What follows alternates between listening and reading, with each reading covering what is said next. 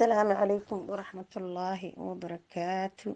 dhammaan Soomaali weynay meel kasta aad joogtiin dalka iyo dibadaba waxaa soo ifbaxay cudurkii ay dhahayeen coronavirus ayaa waxa ay bilaabeen Chinese-ka inay ku xiraan computer any country hadalkiisa Soomaaliya ugu xirayaan Kenyaati hadalkiisa ay ku xirayaan naag waxay ku xirayaan ama hooyo leh ama walaal leh ama assalaamu calaykum leh kugu kor hindhisayso way ku soo wacayaan kadibna meesha ayay kuu soo gudbinayaan walaalayaal wallaahi waa xaqiiq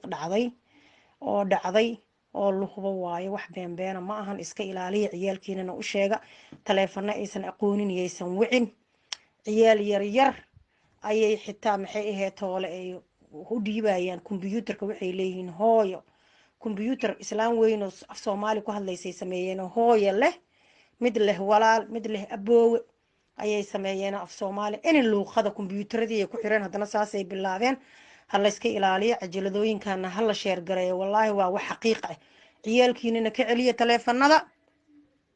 idinkana iska ilaaliyo taleefanan inaan aqoonin ha qabanina hana ku celinina xitaa waxay isticmaalayaan taleefan kasta oo countryga ah